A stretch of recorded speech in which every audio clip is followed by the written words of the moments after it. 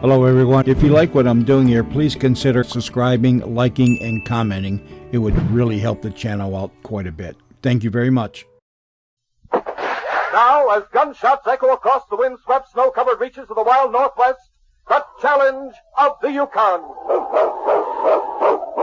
It's Yukon King, swiftest and strongest lead dog of the Northwest, blazing the trail for Sergeant Preston of the Northwest Mounted Police in his relentless pursuit of lawbreakers. Run, King! Run, you husky! Gold discovered in the Yukon, a stampede to the Klondike in the wild race for riches, back to the days of the gold rush, bringing you the adventures of Sergeant Preston and his wonder dog Yukon King as they meet the challenge of the Yukon.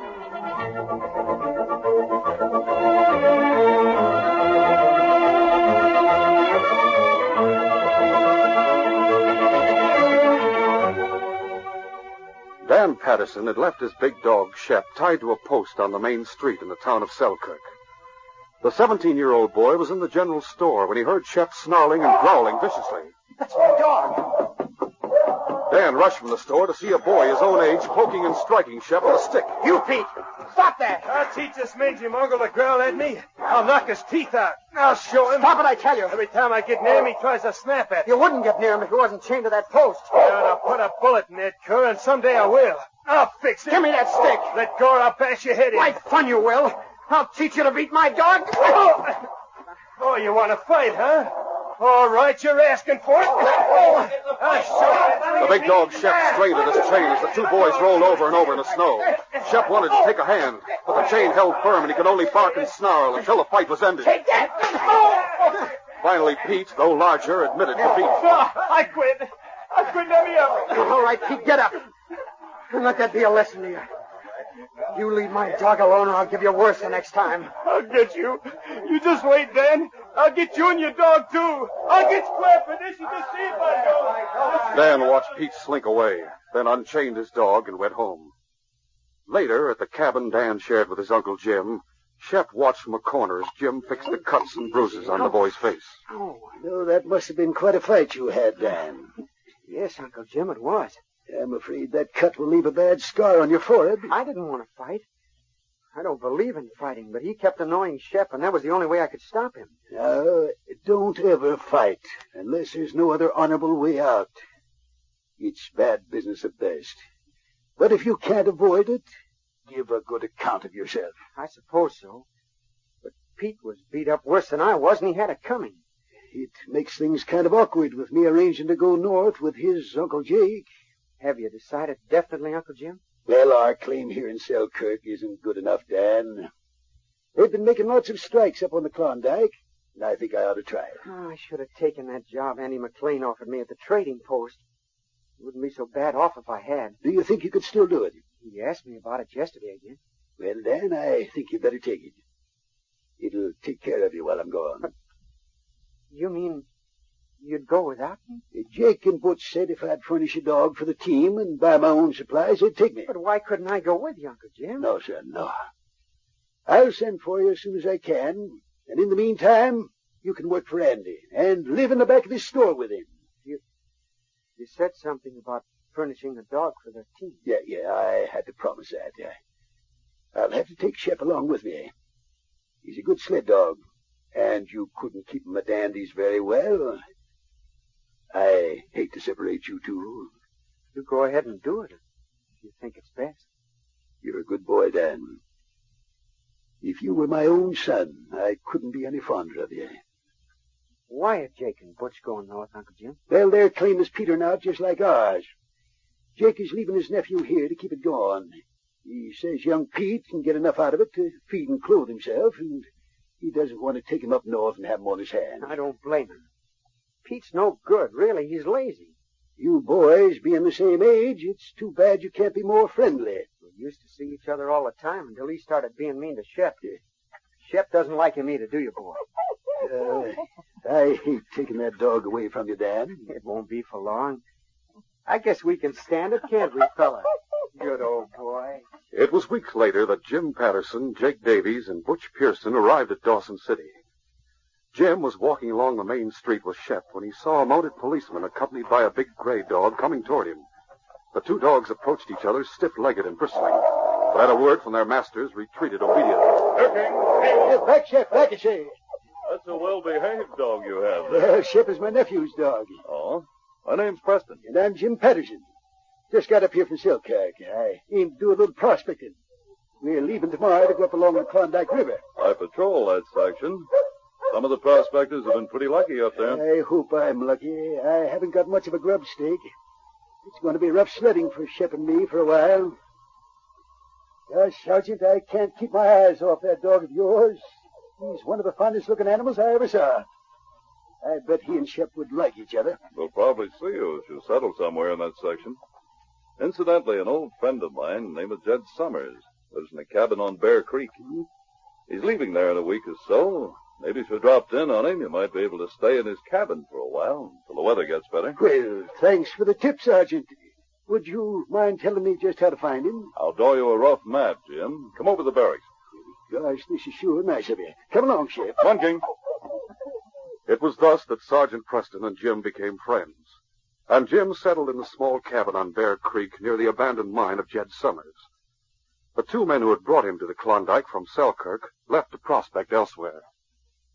For 2 months, Jim Patterson worked in the abandoned mine, taking what little gold he could find, waiting for spring to come when he could pan gold from the streams. The days were getting longer, but snow still covered the ground when Sergeant Preston drove his dog team toward the cabin, past the point where Jim was working. Suddenly, the Mountie heard an explosion from the mouth of the mine. Talking! How are you, Huskies? Jim Patterson, you in there? Come on, King. Jim must have been hurt. Jim, are you in here? I'm coming. Where are you? Find him, King.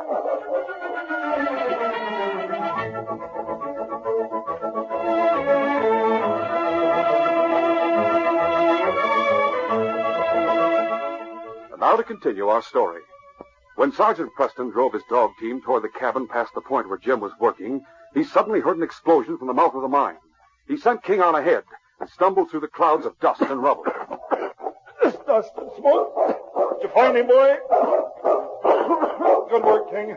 Jim, you hurt badly. That blast went off too soon. I couldn't get out of the way. Let me help you. Can you get up? I can't see. My eyes. Are your legs hurt? Can you move them? I don't know. Yes, I can move them. Good. I'll put your arm over my shoulder. I'll help you up. Oh, my eyes. There's a doctor at Pierre's trading post. I'll get you to your cabin first and then bring him over. My dog sled's right outside. Now, hang on to me. My eyes. Don't worry, Jim. You'll be all right. Come on, King. Jim lay on a cot in his cabin after the doctor had left. A bandage covered his eyes, and the Mountie was solemn and wished he could think of words to comfort him. This is bad luck, Jim. I can't tell you how sorry I am. Being blind isn't going to be any fun. It's a lucky thing for me you came along. I'll be out there yet.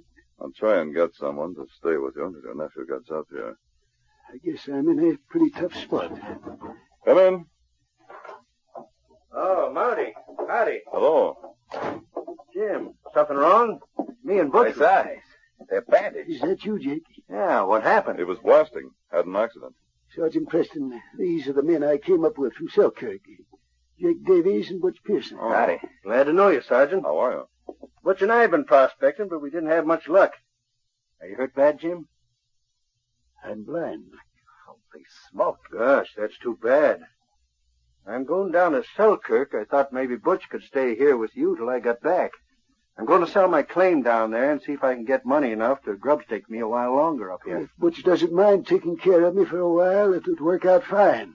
You could bring my nephew back with you from Selkirk. That would certainly solve the problem. I'd be glad to take care of you, Jim. Well, start making yourself at home right now. When are you leaving for Selkirk, Jake? I thought I'd take off tomorrow. Well, if Butch and Jake are going to stay here, then I'll leave for Dawson. I'm glad you're not going to have to waste any more time with me, Sergeant. I don't know how to thank you. That's all right, Jim. I'll be dropping in regularly until your nephew gets here. The following morning, before Jake left for Selkirk, he and Butch walked toward the mine where Jim had had his accident. Butch looked sullen. Why do you want to look at Jim's mine? You don't think I'm going to work it for him as well as play nursemaid, do you? You heard what he said. He blasted there yesterday. Oh, what of it? I want to have a look. I don't like the idea of having to stay here and nurse a blind man. I'm going to Selkirk with you. Quit grumbling. You've been doing that all morning. Here's the mine. Come on in with me. I'm not going to work his mind for him, I'll tell you that. It's dark back here. Got a match handy? Yeah. There's where he blasted. Butch! Look at this! Oh, a match. Got another one? Here's another. I wonder if I was seeing things. No, I wasn't. Look! That rock. It's yellow. It sure is. Jim uncovered something yesterday, and he doesn't know it. Some people have all the luck.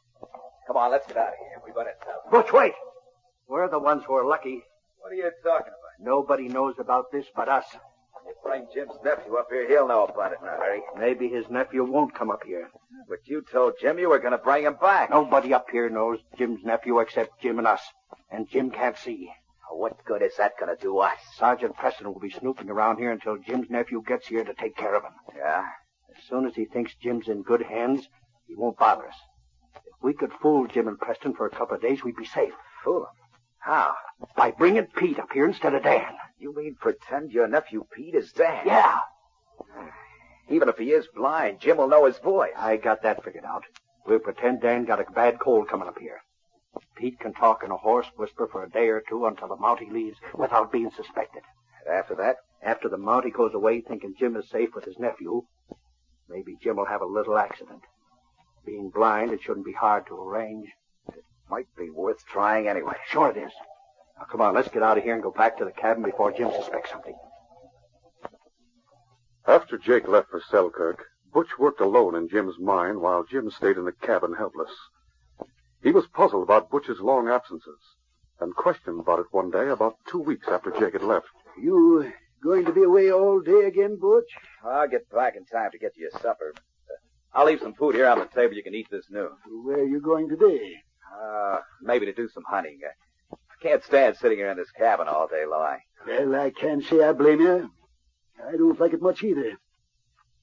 If Shep wasn't here, it would be even worse. He's company for me.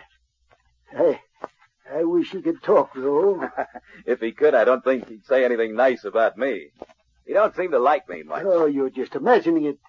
Shep is gentle. He likes everybody. Don't you, boy? Well, guess I'll push along.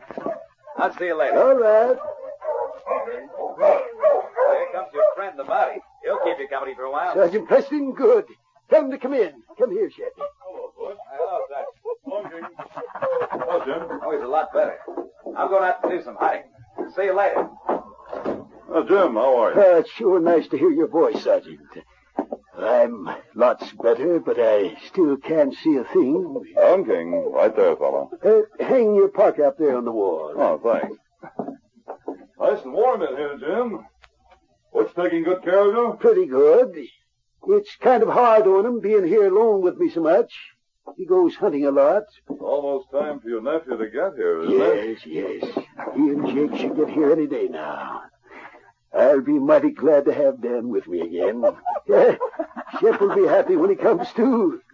He's been lonesome for him. Guess Shep heard you mention Dan's name. He ran to the door. He's been in here with me all morning. Maybe you'd better let him out for a while. All right. King can go out with him. Come on, King. There we go. I'm glad Shep and King are friendly. They're two fine dogs. They seem to take to each other right away. While Sergeant Preston and Jim talked, Butch walked down the trail, debating whether or not he dared go to the mine with the Mountie so close by. Suddenly he heard voices in the dog team as he rounded a bend on the trail, and he recognized Jake and his nephew Pete. Hello, Butch. Well, you made good time. How are you, Pete? All right. How's everything going, Butch? Smooth as velvet. But I don't enjoy this nursing job. I got quite a bit out of the mine so far, but I had to be careful. Jim's suspicious because I want to leave him so much. That's just your imagination. I think this plan of yours is crazy. What if Jim knows I'm not his nephew by my voice? Your voice sounds enough like Dan's to fool him. Oh, it's huskier than Dan's. I told you to tell him you've had a bad cold.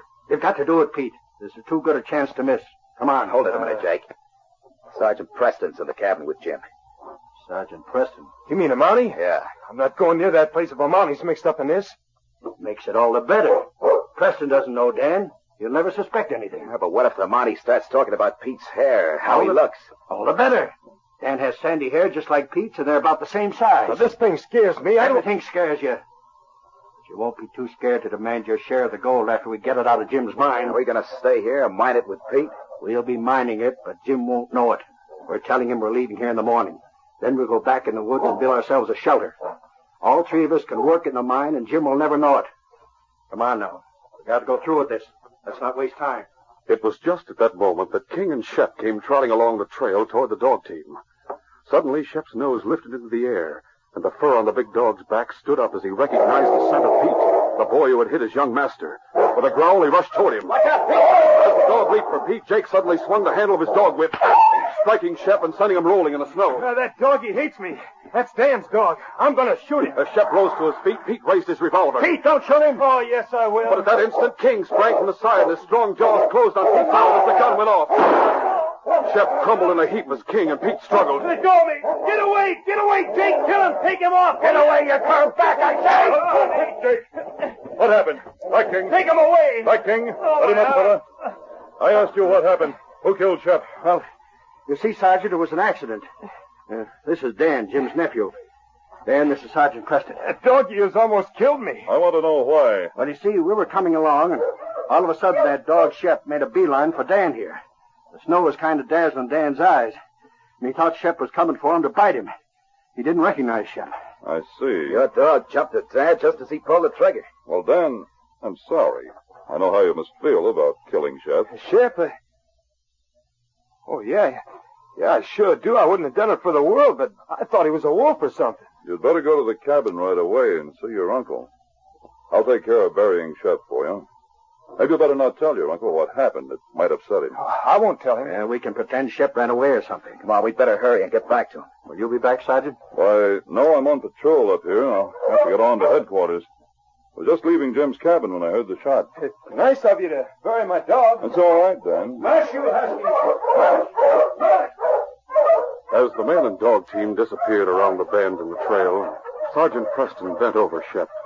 King looked on anxiously. Shep, old boy. Why, he isn't dead, King. You saved his life. That bullet just creased his head and stunned him. There's something very strange about this, King. You know, I'd never take Shep for a wolf if he were coming to welcome me. And Dan must have been expecting to see Shep. I wonder. I think we'll get the sled and dog team and take Shep to the police cabin with us until morning. Let's go back and get that team, boy. The following morning, Jim awakened when he heard Jake and Butch stirring about in a small cabin. He sat up and called out anxiously. Hey, Dan. Dan, are you up? Sure, Uncle Jim. I've been up for a long time.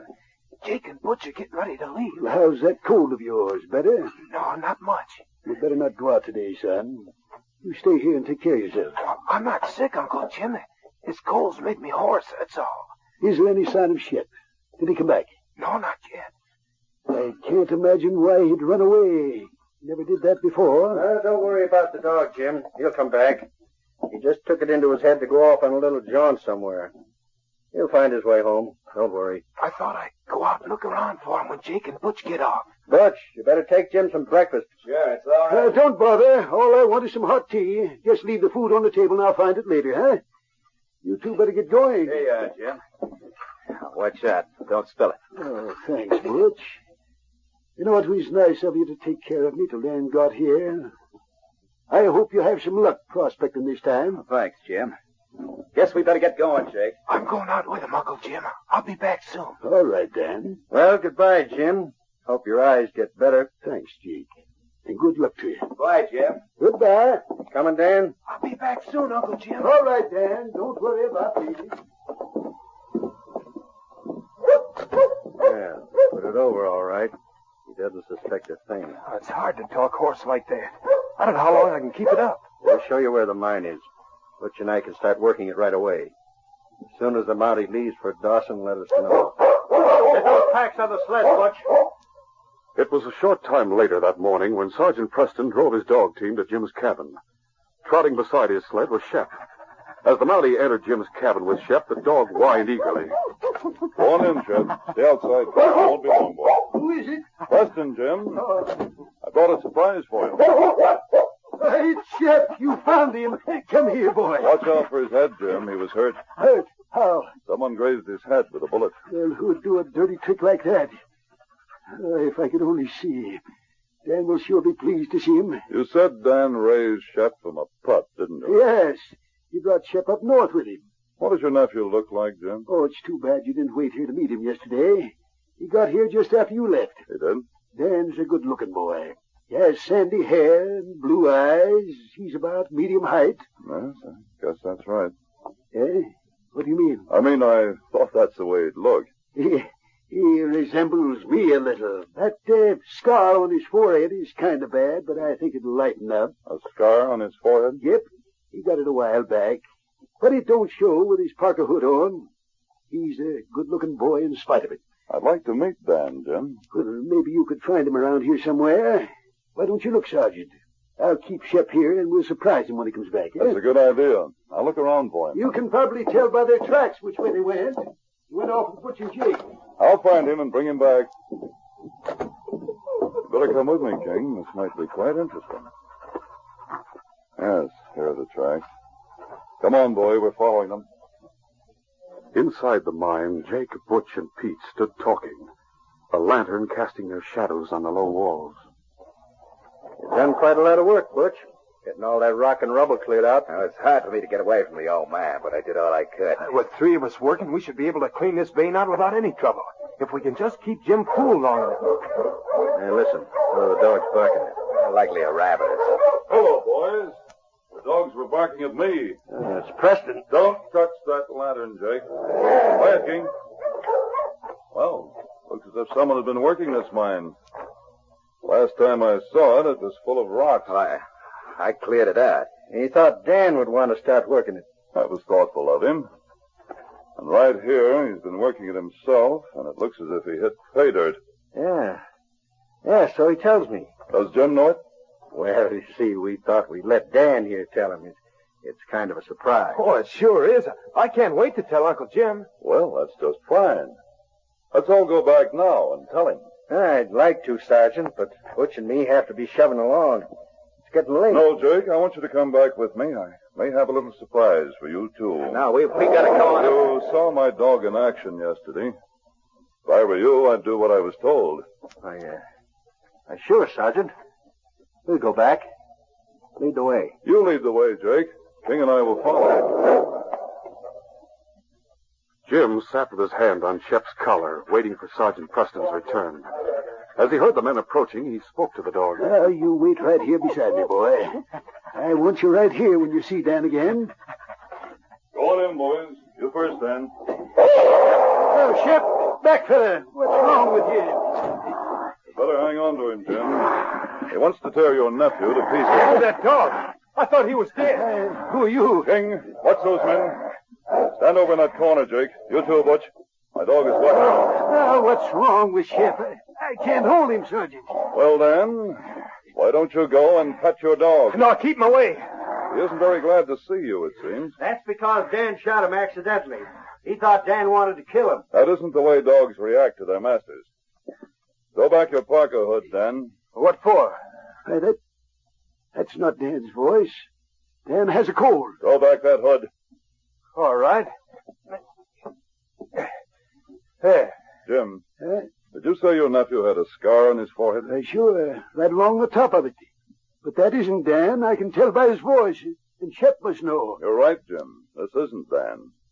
These men were trying to fool you because the blast that blinded you uncovered a new vein of gold in your mind. What's that? They were planning to steal it right under your nose. I'll get it now. Stop him, King! Get away. Take him away. All right, King. That does it, boy. Take him away. Don't let him get me. I'll talk. I'll tell all I know. Back, King. Back, fella. That's it. I'm putting all three of you under arrest. Sergeant. Yes, Jim. You'd better put Shep outside. What with the shock of hearing about my mine and finding this isn't Dan, I'm getting kind of weak. No. I have King's leash. I'll snap it on Shep. There. If only that bullet had hit him between the eyes. It would have, if it hadn't been for King. That dog of yours. Yes, this dog of mine saved Shep, helped capture 3 crooks, and probably saved Jim's life. That's right, King. Thanks to you, boy, this case is closed.